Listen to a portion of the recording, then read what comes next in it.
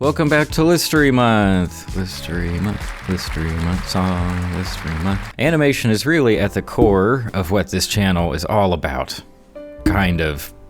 Sometimes. Animation offers so many opportunities for creativity in every aspect of production, and that makes it interesting to talk about. And as yet another installment of Listory Month, I would like to talk about my favorite animated shows and movies. Well, I guess I didn't put any shows in here, but Maya and the Three was very good. So there's the mention, I suppose. I'd like to talk about my favorite animated shows and movies that I watched in 2021. Like the other lists, these aren't necessarily movies or anything that were released in 2021. It's just stuff that I watched throughout the year and that I wanted to talk about. That's about it. Let's go. It sounded like the UHF clip. Okay, kids, let's go.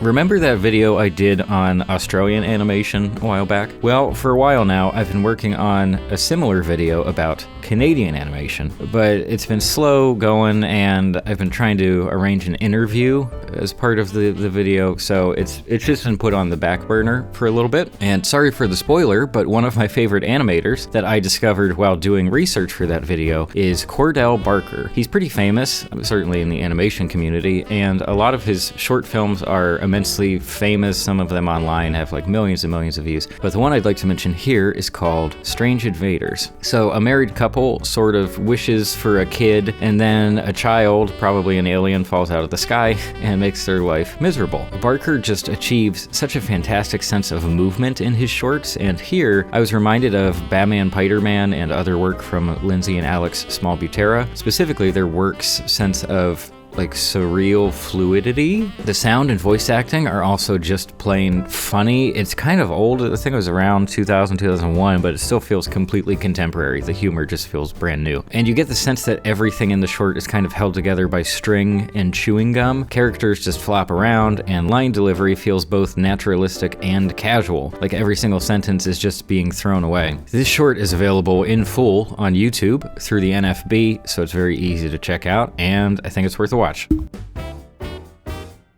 I made a video about how much I loved Storks, despite not really expecting to even like Storks, and I think I've only come to love it even more since then. The animation itself is the star of the show, and so much of the comedy just works, making it extremely easy to rewatch. Also, on that video, the editor of Storks commented and said some nice things, and that was very nice of him. And hey, if you're watching this video too, Mr. Venzen, I'm sorry, I haven't heard it pronounced, but let me know if you'd be down for an interview. I think that would be a lot of fun, and I'm just right here in LA, so it's close enough. Anyway, as I mentioned the last time around, I think that Katie Crown is one of the best comedy voice actors working right now, and she really is a major asset to Storks. I think a lot of the comedy works because of her, and overall, it's clear that the whole team just kept coming up with great ideas on this project, and it's a delight to watch again and again, and I may or may not have a Blu-ray of Storks on my shelf right now. I don't have many Blu-rays, but Storks is here. It's ready to go in case the internet drops forever. That's right, I watched The Adventures of Tintin for the very first time in 2021, and it definitely deserves the praise that it has continued to receive for the 10 years since its release. I tend to absolutely hate CG movies about human characters, and there was a huge risk of this movie feeling overly generic or ugly, but that's just not what happened here. I don't know how heavily Spielberg was involved in the movie's cinematography. Janusz Kaminski, Spielberg's regular, was apparently an uncredited consultant on the movie, so I don't know who to credit here, but framing and camera movement feel like very natural extensions of Spielberg's live-action work, just with the addition of moves that wouldn't really be possible in the real world. This is an Indiana Jones movie, basically, and the pacing is just perfect. This is what you see when you look up the word adventure. It's exciting while also being completely family-friendly, which is an accomplishment in itself. It's incredibly rare that an adaptation of a beloved property does justice to the source material, but they did it. Spielberg and probably about 3 million crew members.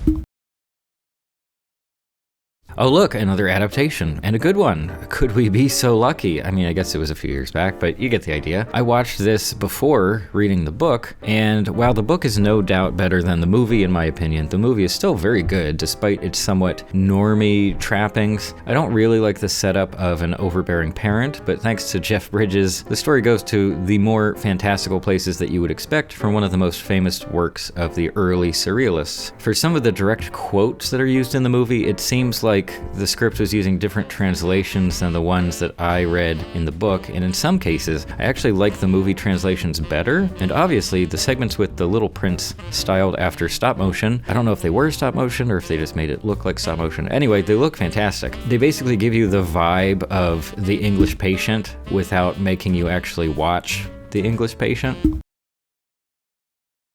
I haven't wanted to make a video about Wolfwalkers because what's the point? Every animation-focused creator on the platform has already talked about how wonderful it is, and in most cases I just agree with the points that they tend to bring up when they talk about how wonderful it is. One of the only things that I think would be fun to talk about is the use of triangles, specifically in the movie. There's obviously a clear distinction between geometric shapes and sort of natural curves, but specifically triangles are used in some incredibly interesting ways that I really appreciate. But in general, I do not have the visual expertise to talk about how the movie plays around with and often breaks conventions of illustration and cinematography and animation. It's doing everything it can to hammer the themes home. The story itself, or the root of the story, is a little bit generic, but just visuals and, I don't know, the writing is pretty darn good. It's not my favorite thing. It's still pretty fantastic. It's so easy to rewatch, even though there are some incredibly stressful, intense scenes in the mix. It's just a delight, and Cartoon Saloon, I mean, my gosh, in terms of traditional animation, they might just be the top dogs at this point in terms of features.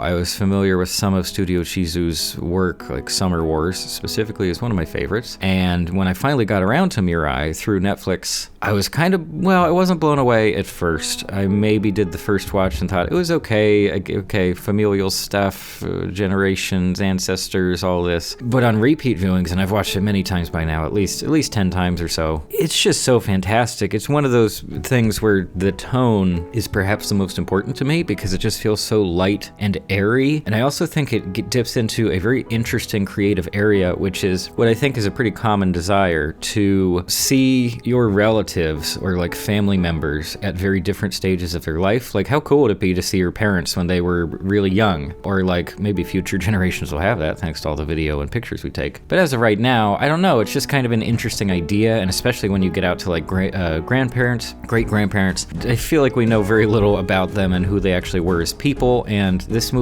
touches on that in a really interesting way. It's bouncing around a lot in time, so we get a lot of variety in terms of settings and characters as well. The main kid, Kun, he is pretty darn annoying, and the dub, I always watch the dub. His voice acting is a little bit much at times, but he's, you know, it's a little kid. It's like a toddler. This is accurate. I also think it portrays a nuclear family dynamic that feels more real than a lot of stuff that we tend to get in movies, even animated movies, where you just see some of the actual struggles that the parents are having, and like, oh, I'm just not in the mood today, or like, this is actually very difficult and I don't know what to do. I think that's great, and it's not territory I've seen explored to any great extent before. I don't know what else to say. It's just fantastic. Visually, obviously, they integrate some 3D models very well. Some weird horror stuff in the mix too. It's just something that I can watch a million times, and for some reason I only came across it this year and really gave it my attention, and I'm really, really glad that I did. And that's about it. Thanks for making it to the end. We could talk about shows, who knows, maybe I'll end up talking about animated shows in a separate video if I have time. But for now, I think that's about it. Thanks for stopping by.